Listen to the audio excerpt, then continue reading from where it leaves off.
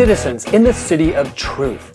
Our mission is the recovery of an authentic Catholic liberal arts education, and this begins in identifying the difference between true Catholic teachers and false Catholic teachers. There are very few authentic teachers out there, and there is a veritable army of swindlers. We speak against these swindlers, and in the Catholic world, few swindlers are as deformed as the sophist Michael Lofton. My first hour with the Lofton video gave clear and convincing evidence that he is habituated in sophistry, sophistical thinking, and gaslighting. After investigating these last few months, his sneaky method in the realm of shadow manipulation, false charity, the abuse of speech, hypersensitivity, they are all too much to bear.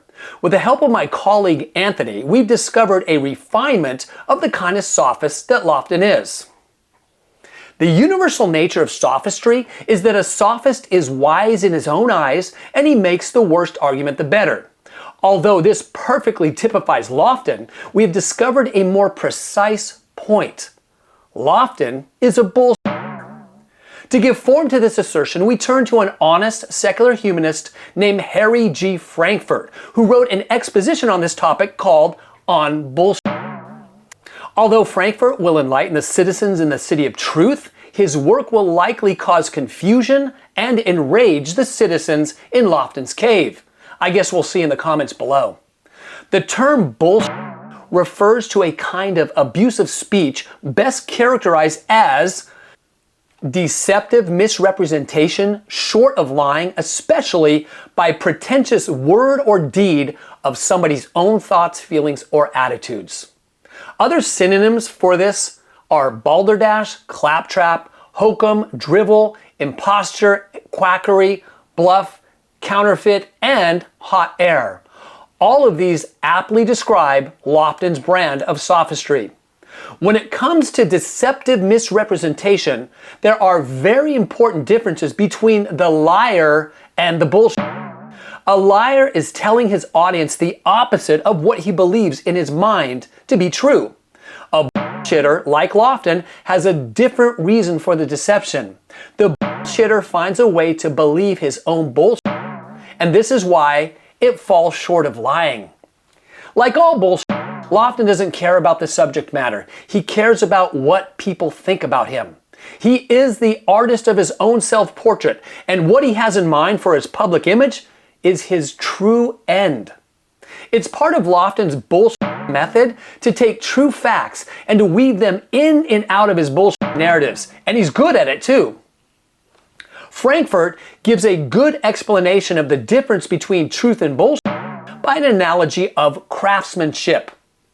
The craftsman who doesn't cut corners and measures twice to cut once, is meticulous in detail and skilled in the arts, is one who makes a fine piece of furniture.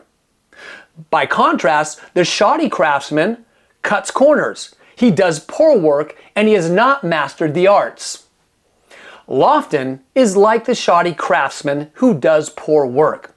His bullshit is so poorly put together, it can only fool those who have no standards of good craftsmanship. In other words, no understanding of a true teacher, and that would be the bulk of the population who attended public schools. The bullshit by nature is a careless slob, a counterfeit of the real craftsman, not the real thing. Lofton is a counterfeit theologian.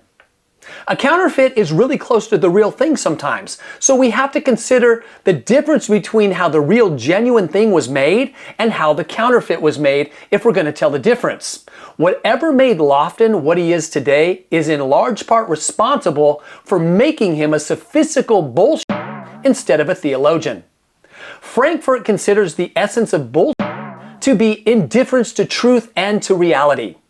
And while in the moment Lofton is very convincing, a bird's eye view of his work easily reveals the hallmark inconsistencies of a bullshit without commitment to truth or reality. As in the days of Babel, Lofton's secret motive that makes him indifferent to the truth is his deep passion to make a name for himself. Everything else is subjugated to that end, and bullshit is his best means and form of sophistry to reach that end. A few other vital words that characterize bullshit are perfectly applicable to Lofton's work. As such, insincere, bluff, bravado, hot air, untruthful, and nonsense. Lofton is a bluffer. The bluffer isn't lying as much as he's asserting fakery for his pretentious hidden ends. It's not that it is false as much as it is phony and fake. His gifts as a bullshit artist obscures the reality that he takes trivialities and he makes big things out of them, that he gives the wrong weights and measures to things. He takes things out of context, he gives false conclusions in his questions, and much more fakery. This form of untruthfulness turns into nonsense. Frankfurt's explanation of hot air is especially applicable to Lofton's bullshit. He says, when we characterize talk as hot air, we mean that what comes out of the speaker's mouth is only that. It is mere vapor. His speech is empty, without substance or content. His use of language, accordingly, does not contribute to the purpose it purports to serve. No more information is communicated than if the speaker had merely exhaled. There are similarities between hot air and excrement, incidentally, which makes hot air seem an especially suitable equivalent for bullshit. Lofton is so full of hot air. Truly, his words convey the appearance of substance, but in fact remain shadow, as ephemeral and flickering as the hot air flowing from the mouth of the bullshitter. Although it's counterintuitive and we're less bothered by the bullshitter than a liar, it's worse to be a bullshitter. The liar, in order to lie, must at least recognize the truth. But by his indifference to reality, the bullshitter is more of an enemy to truth than the liar. And who pays the piper? Those chained up at the bottom of Lofton's cave. The biggest shame is that his captive audience is none the wiser because they judge by appearances, and this is all done very purposefully for Lofton's true ends. I will leave one last piece of evidence in a link below to one of Lofton's picture-perfect examples of sophistical bullshit that calumniates yet another time the good and faithful Bishop Strickland. I don't participate in the second-order subterfuge in my teaching, which is not only Lofton's method, but the method in the public schools. So I will only tell you what Lofton did, and you can see it for yourself, or you can't. In the video linked below, Lofton asserts the false premise that Bishop Strickland operates by the method of disharmony. This is bullshit. For the real record, with the exception of his vocal opinions about the current pontificate, Bishop Strickland judges everything by the standard of harmony when it comes to the words of Jesus, the Bible, church doctrine, dogma, and sacred tradition. Thus, the false premise of operating by this method of disharmony is ill-weighted in a profound way. Lofton here is not lying, he is bullshit, because his end necessitates this particular deception. Based on the contorted falsehood, Lofton suggests to his audience that they hold Bishop Strickland to the same false standard. Lofton's implied conclusion about Bishop is that he is a liar. And this is demonstrated by buying into the false premise and evidenced by two highly out of context video clip statements. The reality is that in context, those highly edited videos do not provide proof of a lie. It's just that the bullshit made it appear so. Let it be known clearly that Lofton is never interested in true dialogue. He polices his channel like the Gestapo.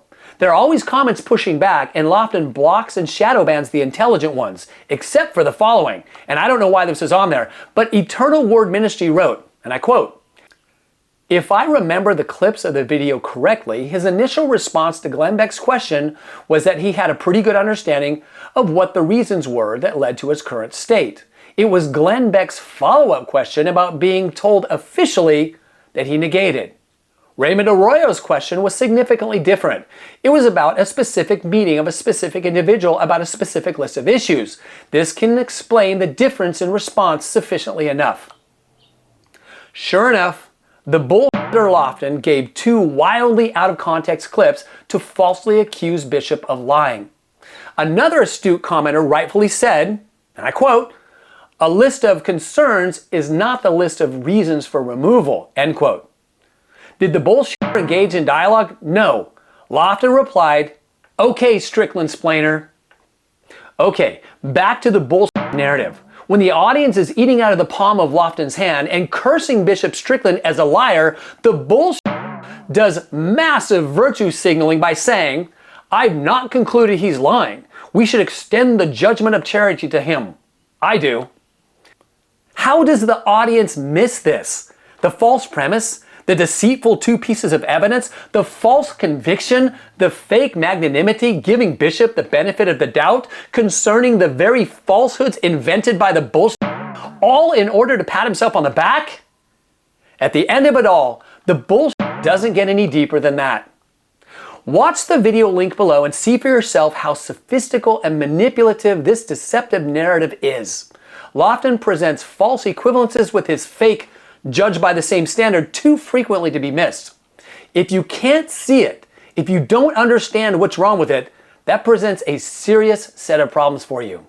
Here at City of Truth, we sincerely hope that this is our last video on the sophist Michael Lofton. We're super grateful he never responded to these videos, for we have nothing to say to a bullshit of bad faith. It is our aim to shine the light of truth on swindlers, and we think our work with bullshitter Lofton is done.